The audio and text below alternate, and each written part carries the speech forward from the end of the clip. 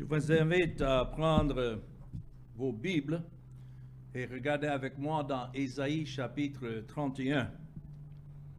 Nous allons, Dieu voulant, parcourir tout ce chapitre. Et j'ai intitulé ce message « La victoire de l'Éternel ». Nous entendons souvent les gens dire que la victoire est en Jésus. Mais qu'est-ce que cela signifie au juste? Voilà un chapitre qui nous montre ce que c'est de jouir de la victoire que Dieu lui-même mène pour son peuple. Si je devais résumer ce chapitre, premièrement, dans les versets 1 à 5 que nous allons considérer, nous constatons le péché et la folie de demander de l'aide aux hommes ou à une nation ou s'appuyer sur la force de la chair, comme la tribu de Juda était tentée de faire face aux menaces de l'armée assyrienne qui était à la porte de Jérusalem. Et si vous voyez sur une carte, l'armée assyrienne avait déjà conquis tous les pays du nord jusqu'à Jérusalem. Et sur la carte, la seule voie pour échapper semblait être de retourner à Égypte. Mais comme nous avons vu la dernière fois, Dieu a dit aux habitants de Jérusalem de ne pas chercher de refuge en Égypte. Dieu avait déjà fait sortir Israël avec sa main forte au début de leur histoire, lorsque Moïse a dirigé le peuple hors d'Égypte. Et Dieu leur a dit de ne pas vouloir retourner encore en Égypte. L'Égypte représente les œuvres, ça représente la fausse religion. Et le peuple de Dieu ne peut jamais trouver de refuge sous la main de la fausse religion. Donc c'est le premier point que nous allons considérer, que la victoire appartient à Dieu. Et c'est ça le deuxième point dans les versets 6 à 9. Ce n'est pas un chapitre long, mais quand même profond. Et c'est dans ces versets 6 à 9 que nous voyons le soin de Dieu pour son peuple, représenté ici par Jérusalem, ou on peut dire le reste, les élus, ou même l'Église du Seigneur Jésus-Christ, parce que la victoire est en lui. Donc voyons le premier point, dans le premier verset, la folie de se fier à l'Égypte, ou bien les œuvres de la chair, ou bien la fausse religion. Pourquoi est-ce que nous nous réunissons à part? Pourquoi nous ne disons pas, mais il y a beaucoup plus qui appartiennent à ces autres dénominations ou assemblées? Pourquoi continuer à nous réunir en si petit nombre par rapport aux autres? La raison, c'est que c'est Dieu qui nous a séparés. Et on ne peut pas nous assembler avec ceux qui poursuivent des faux dieux ou bien un autre évangile. Et c'est ce que Égypte représente avec ses œuvres. Alors, dans le premier verset, Dieu dit « Malheur ». Combien nous devons tenir compte des malheurs que Dieu prononce. Malheur à ceux qui descendent en Égypte pour avoir du secours. Et c'est ça, j'ai dit, on peut remplacer le mot Égypte. Malheur à ceux qui cherchent leur secours dans les œuvres ou bien dans la fausse religion. Oui, qui s'appuie sur des chevaux et se fie à la multitude des chars et à la force des cavaliers, mais, voilà le mais, qui ne regardent pas vers le Saint d'Israël et ne recherchent pas l'Éternel. Ouais, le contraste est clair. Si quelqu'un poursuit son secours auprès des hommes ou bien par la force de la chair, donc c'est certain que cela ne regarde pas vers, notons, le Saint d'Israël, le Dieu juste. Donc, malheur à ceux qui regardent à l'Égypte et non pas à l'Éternel. Le message est simple et clair. Et c'est le message que nous avons à annoncer aujourd'hui aux hommes, quoique cela était dans un contexte historique. Et cela s'est réalisé exactement comme Dieu avait ordonné. Néanmoins, les leçons nous appartiennent aujourd'hui. Malheur à ceux qui regardent aux forces de leur chair, ou bien aux œuvres de leurs mains, ou bien même à leur soi-disant libre arbitre, et ne cherchent pas leur secours dans l'Éternel. Quand Dieu dit ici, malheur à ceux qui descendent en Égypte pour obtenir de l'aide, Ésaïe ici est en train de confronter Juda, effectivement, à deux péchés. Premièrement, le péché de faire confiance à l'Égypte et quoi? À sa puissance militaire. C'est pourquoi c'est mentionné là les chevaux, les chars. Pour ceux qui étaient en face des menaces des Assyriens, de l'armée assyrienne, une grande armée que le roi avait envoyée pour envahir le pays d'Israël jusqu'à leur porte.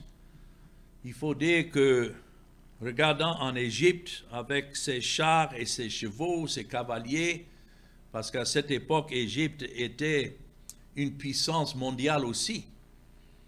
Donc, naturellement, on pouvait penser que, oui, c'est Égypte qui pouvait intervenir pour sauver Jérusalem et le temple.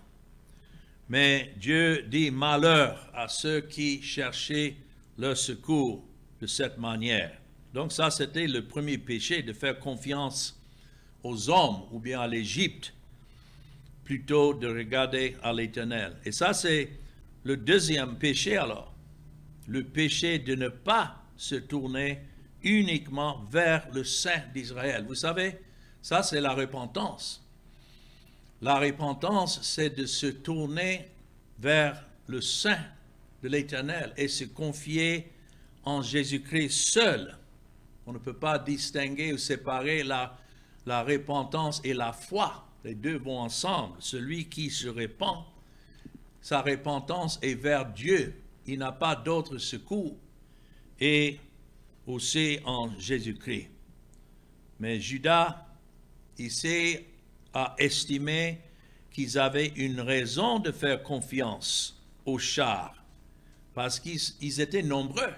Et voilà le problème que nous avons aujourd'hui. Des gens pensent que oui, puisqu'il y a beaucoup de gens qui assistent à différentes assemblées et leur nombre est vraiment grand, que donc c'est là qu'on doit se réunir, puisque les gens sont nombreux. Mais Dieu dit non, ce n'est pas compte tenu du nombre. Nous savons que le nombre des élus, de ceux qui adorent Dieu en esprit, en vérité, sont peu nombreux par rapport à ceux du monde. Mais pour cela, nous ne devons pas chercher notre recours avec eux.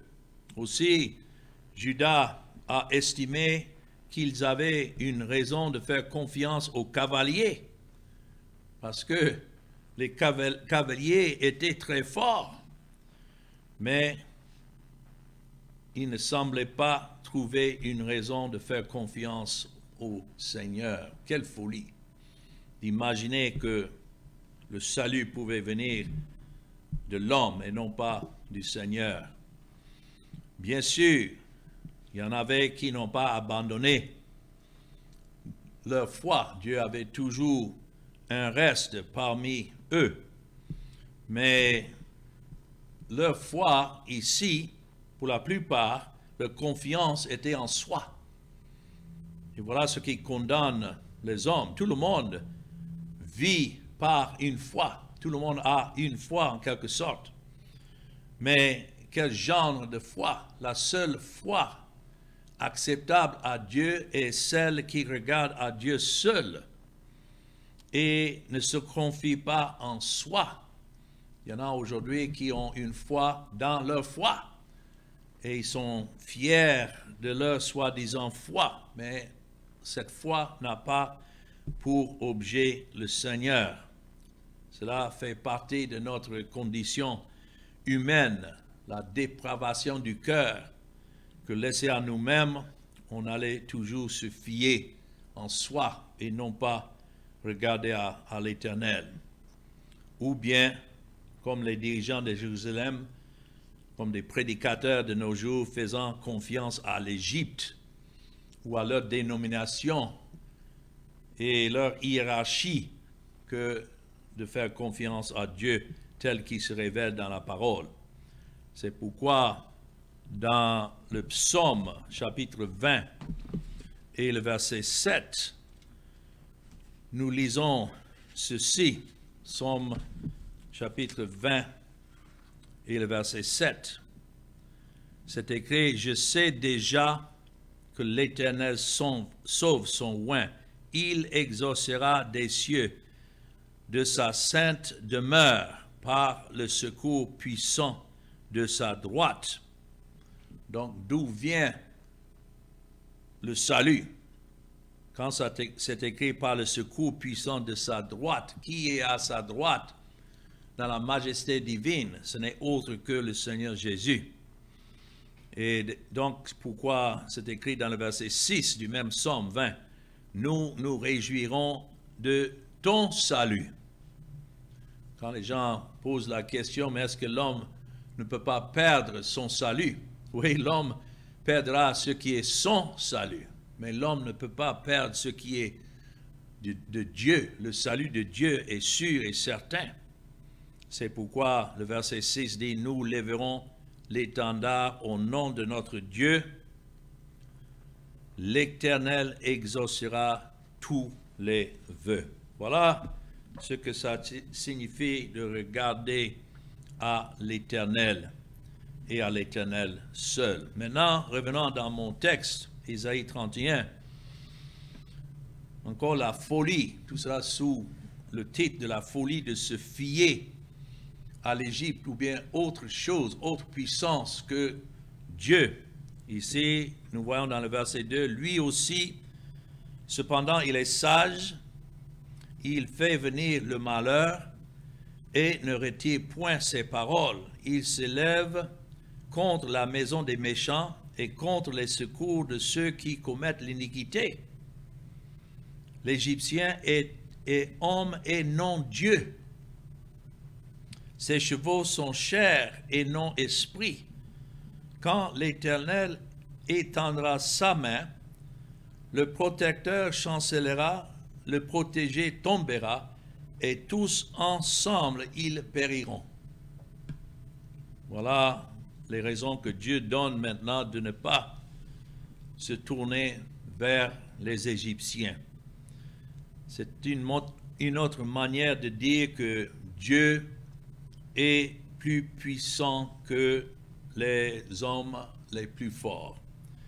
C'est pourquoi Paul a écrit dans Romains chapitre 8 et le verset 31, « Si Dieu est pour nous, qui peut être contre nous? » Oh, que nous puissions garder cela à cœur, quelles que soient les menaces des ennemis de Christ contre nous, que Dieu est plus grand que tous.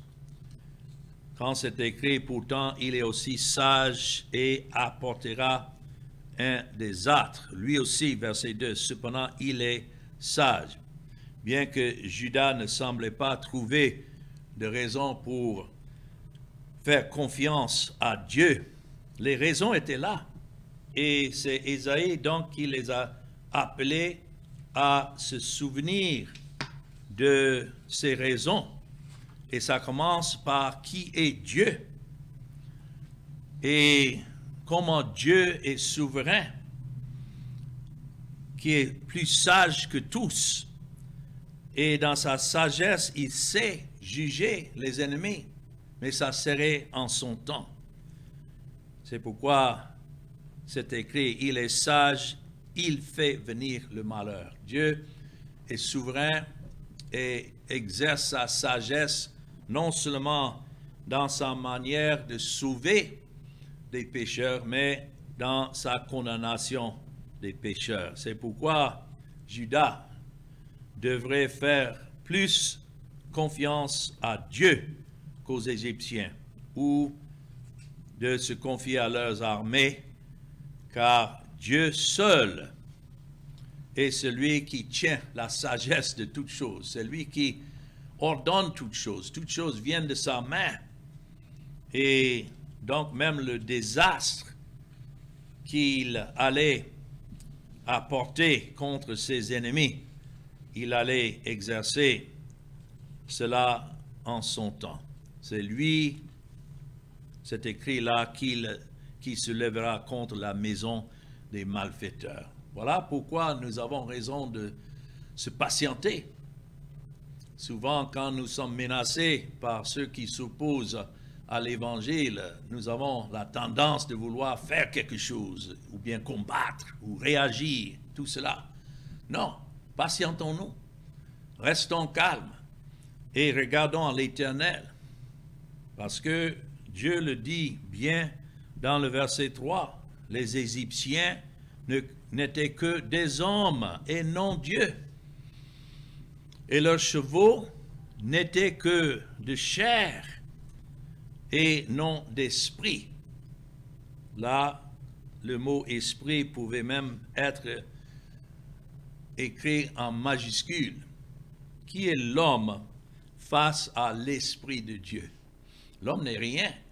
C'est Dieu qui, par son esprit, détient la vie des gens, même les plus méchants.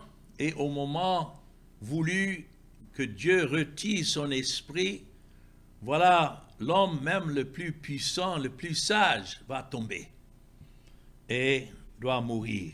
Parce que c'est Dieu qui détient la vie de tout être, que ce soit des hommes ou bien des animaux. Donc, qu'est-ce que les chevaux qui ne sont que de chair par rapport à l'esprit? C'est là que Judas s'est également trompé quant à leur confiance en l'Égypte, même en regardant à l'Égypte. Vous savez que le péché sort du cœur, et même avant que ce n'ait commis, déjà dans la pensée, le péché est là. Et tel était le péché, le fait même d'imaginer ou de regarder ou bien penser, tandis que c'était encore dans leur cœur que l'Égypte pouvait être en quelque sorte un sauveur. Voilà leur folie. Non, les Égyptiens et leur armée tout entière n'étaient pas aussi puissants qu'ils le semblaient. Parce que c'est Dieu qui détient même les armées du monde et qui décide, lui seul, où ces armées doivent s'avancer et où ces armées doivent se reculer. Tout ce que l'Éternel devait faire pour les renverser, c'était simplement comme le souffle de les pousser en arrière, ainsi que tous ceux qui se confiaient en eux. C'était simplement, comme il dit ici, d'étendre sa main. Étendre sa main, non seulement, non pas dans sa grâce, mais plutôt dans son jugement. Alors ça, c'est le premier point que nous voyons ici, la folie de se confier en Égypte. Maintenant, considérons le deuxième point. Et cela, nous voyons dans les versets 4 à 9. Et ici, nous voyons comment Dieu, à travers Ésaïe, promit défendre le peuple de Juda et Jérusalem, encore symbolisant l'Église de Christ ou bien le peuple élu de Dieu, Rappelons-nous ce que Christ a dit dans Matthieu chapitre 16 et le verset 18. Il a dit, « Je bâtirai mon Église et les portes de l'enfer ne prévaudront pas contre elle. » Oh, quel soulagement de savoir que c'est Dieu qui règne à travers son Fils, le Seigneur Jésus-Christ. Et rien ne peut toucher ceux qui appartiennent à Christ, qui ne touchent pas d'abord le Seigneur lui-même. C'est pourquoi dans les versets 4 et 5 ici de mon texte, nous voyons comment Dieu a promis défendre la montagne de Sion. Encore, la montagne de Sion est symbolique de l'Église ou bien du peuple de Dieu. C'est écrit, car ainsi m'a parlé l'Éternel. Ici, Ésaïe étant un serviteur fidèle de Dieu, il ne fait qu'annoncer ce qui lui est révélé. Et donc, car ainsi m'a parlé l'Éternel. Voilà ce que les gens à qui nous prêchons veulent savoir. Est-ce que ce que nous prêchons provient de nous ou bien ça provient de l'Éternel? Je me souviens une fois en prêchant en Afrique et j'avais un traducteur, donc j'avais ma Bible et c'était dans une région rurale où la plupart ne savaient pas lire, donc n'avaient pas de Bible, mais ils étaient assis en train de m'écouter. Et heureusement, la Bible dit que la foi vient de ce qu'on entend, et ce qu'on entend vient de la parole de Dieu. Mais je me souviens, pendant que je prêchais, d'un coup, il y avait un vieux dans l'assemblée qui m'a arrêté. Et puis il a adressé une parole à celui qui traduisait pour moi. Et il demandait à celui qui traduisait, il a dit, est-ce que ce monsieur-là, ce qu'il nous prêche, est-ce que c'est vraiment dans ce livre-là qu'il tient dans sa main? Est-ce qu'il est en train de nous dire ce qui est dans ce livre? Et celui qui traduisait pour moi disait, bien sûr, il est en train de vous prêcher exactement ce qui est écrit. Et c'est là que le vieux a dit, bon, continuez. Il était soulagé de savoir que je n'étais pas là en train de bavarder ou de dire de n'importe quoi. Et c'est comme ça que nous devons prêcher. Il faut que les gens sachent que ce que nous avons à annoncer vient de l'Éternel.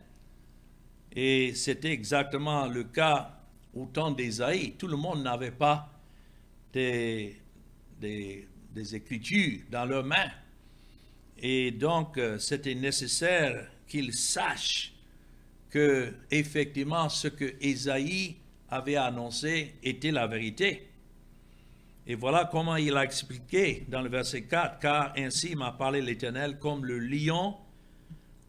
lionceau rugit sur sa proie, et malgré tous les bergers rassemblés contre lui, ne se laissent ni effrayer par leur voix, ni intimider par leur nombre. De même, l'Éternel des armées descendra pour combattre sur la montagne de Sion et sur sa colline. » Voilà comment Dieu promet défendre son peuple, quelles que soient les menaces des Assyriens.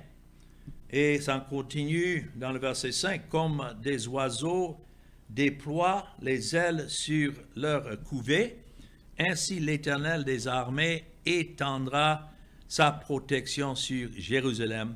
Il protégera et délivrera, il épargnera et sauvera. » C'est la bonne nouvelle, n'est-ce pas? Il protégera, il délivrera, il épargnera, il sauvera. Ça nous montre que le salut vient certainement de l'Éternel. Mais il utilise deux exemples ici. Premièrement, d'un lion qui rugit, et puis deuxièmement, des oiseaux qui volent. Quelle est la signification de ces symboles?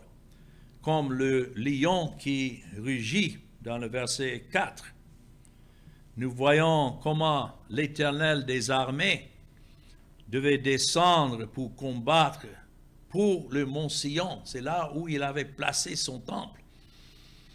Et c'est là que sa gloire résidait. C'est pourquoi je disais c'est un exemple, une image de Christ et de son Église. Et encore une fois, leur confiance en l'Égypte pour se protéger contre l'invasion assyrienne était à la fois insensée et inutile. Pourquoi? Parce que Dieu a promis protéger son mont Sion. Et Juda n'avait que simplement rester en place et se confier à l'Éternel. Et puis, comme les oiseaux qui volent, ainsi l'Éternel des armées devait défendre Jérusalem. L'image est celle d'une mère oiseau protégeant son petit. Comme c'est écrit dans le verset 5, comme des oiseaux déploient les ailes sur leur couvée. Nous avons vu les poulets faire cela avec leurs petits poussins.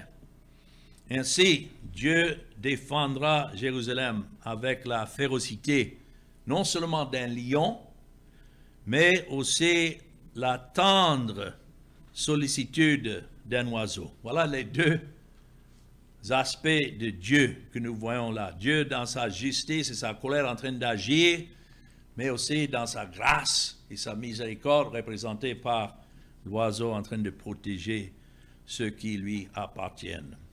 Je dis que la combinaison de ces deux images est puissante, n'est-ce pas?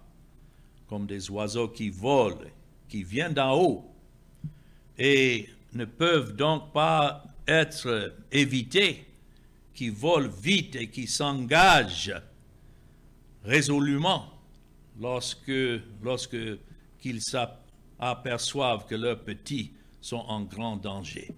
Voilà l'image que nous avons ici de Dieu. Et aussi que le Seigneur des armées sera fort comme le lion qui grogne sur sa proie, mais aussi doux comme une mère oiseau. De belles images, n'est-ce pas? Et nous continuons donc dans les versets 6 à 9 pour voir ici l'appel de Dieu à la repentance. C'est pour ces raisons qu'il appelle son peuple à la repentance et de ne pas chercher autre solution pour le salut. C'est pourquoi nous lisons dans le verset 6, et ça ce n'est pas une invitation, c'est un commandement. Revenez à celui dont on s'est profondément détourné. L'image de la repentance, c'est de se tourner vers Dieu. Et notons à qui cela est appelé, enfants d'Israël. On peut dire enfants des élus, ceux qui sont élus par la grâce de Dieu. Écoutez ce commandement de l'Éternel, de se tourner encore vers lui et ne pas se confier à la chair. En ce jour, c'est écrit, chacun rejettera ses idoles d'argent et ses idoles d'or que vous vous êtes fabriqués de vos mains criminelles. Donc cet appel à la repentance est de se tourner et abandonner toute idée idolâtre. Comme je disais, le péché commence dans le cœur et le mot idole ou idolâtre contient le mot idée. Toute fausse pensée qui est contraire à la gloire de Dieu est une idole. Et voilà, Dieu dit ce qu'il va faire dans les versets 8 et 9 pour encourager cette repentance. Verset 8, « Et l'Assyrien tombera sous un glaive qui n'est pas celui d'un homme, et un glaive qui n'est pas celui d'un homme le dévorera. Il s'enfuira devant le glaive et ses jeunes guerriers seront asservis. Son rocher, verset 9, s'enfuira d'épouvante et ses chefs trembleront devant la bannière, dit l'Éternel, qui a son feu dans Sion et sa fournaise dans Jérusalem. Donc, c'est pourquoi ici, nous voyons comment Dieu promet défendre son peuple. Et nous avons la même assurance aujourd'hui pour ceux que Dieu a choisis et pour qui le Seigneur Jésus-Christ a payé la dette l'appel pour nous, c'est de revenir à l'Éternel. Ça, c'est l'appel de Dieu à la repentance. C'est à cause de la grandeur de Dieu. C'est à cause aussi de la gravité des alternatives que nous devrions nous sentir dans l'obligation de retourner à Dieu. Ça, c'est une œuvre de la grâce de Dieu. L'homme ne se produit pas la repentance. C'est Dieu qui donne la repentance par sa grâce à ceux qu'il a sauvés. La repentance signifie se tourner vers Dieu et s'éloigner de tout ce que nous avons mis à la place de Dieu, que ce soit de véritable argent d'or. Il y en a qui mettent leur confiance dans des idoles d'or et d'argent, mais comme je disais, même la pensée, l'idée de chercher le salut en autre que Dieu seul, c'est de l'idolâtrie. Et c'est pourquoi Dieu annonce bien avant le fait que la Syrie devait tomber, comme il dit, par une épée qui n'est pas celle d'un homme. Donc ici, Dieu promet intervenir d'une manière miraculeuse que les gens ne s'entendaient pas. C'est pourquoi Dieu leur dit de rester en place. Ce n'est pas en vain qu'il leur disait de rester en place et de ne pas aller en Égypte, parce qu'il avait déjà dit que l'Égypte devait être détruite par cette même armée avec le temps. Alors, c'est pourquoi Dieu dit que c'est lui qui allait intervenir en son temps, par une épée qui n'était pas celle d'un homme. C'est lui qui devait l'accomplir, et je peux vous dire que c'est exactement comme cela il avait accompli ce qu'il a promis ici. L'armée assyrienne a dévasté presque tout le pays, comme je disais, du nord de Juda jusqu'aux portes, et avait campé à la périphérie de Jérusalem et attendait seulement d'attaquer et conquérir ce qui restait de cette nation. C'était la capitale.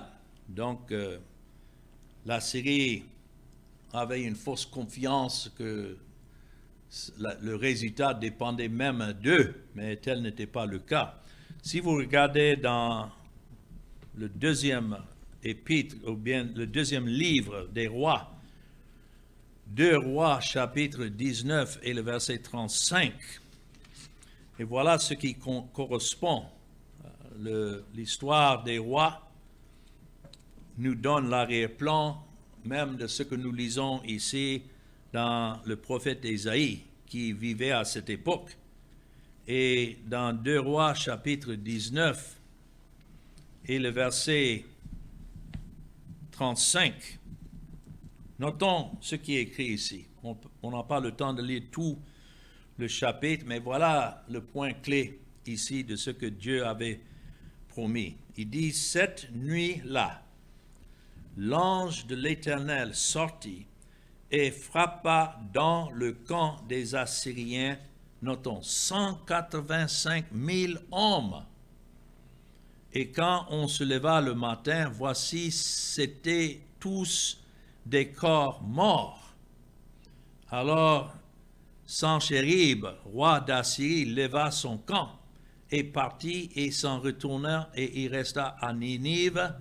Or, comme il était prosterné dans la maison de Nisroch, son Dieu, Adramélec et Sharezer, ses fils, le frappèrent avec l'épée et s'enfuirent au pays d'Ara. Et Esar-Hadon, son fils, régna à sa place. Donc, Dieu a frappé son armée, il est rentré chez lui, et c'est ses propres fils finalement qui l'ont assassiné. Et tout cela sans que l'homme ne touche son épée, pour rendre une défaite à cette armée puissante. C'est pourquoi Dieu, pour détruire un si grand nombre dans une armée, avait tout simplement à envoyer son ange, l'ange de l'Éternel. Je crois dans l'Ancien Testament où nous voyons cette expression, l'ange de l'Éternel. Le mot ange signifie messager de l'Éternel. Et ce messager de l'Éternel n'est autre que Jésus-Christ. Bien sûr, il n'était pas encore venu sur la terre, il n'avait pas encore pris chair, mais Christ est depuis toujours égal avec son Père et agissait, bien avant qu'il n'ait venu sur la terre, il agissait en tant que roi pour protéger son peuple qu'il devait venir sauver. Donc, dans une seule nuit, 185 000 Assyriens sont tombés morts. Et lorsque les gens se sont réveillés, il y avait 185 soldats assyriens morts, 185 000 cadavres. Vous parlez de la victoire de Dieu. Voilà la victoire. C'était une victoire qui n'avait rien à voir avec l'épée de l'homme. Mais c'est Dieu qui régnait au-dessus de tout. C'est lui-même qui avait envoyé les armées jusqu'aux portes de Jérusalem et c'est lui qui devait maintenant protéger Jérusalem. Alors en conclusion, nous voyons comment Dieu s'oppose à ceux qui cherchent leur secours auprès des hommes, ou bien en s'appuyant sur les armes de la chair. Quelle folie d'imaginer que notre chair pouvait en quoi que ce soit nous sauver.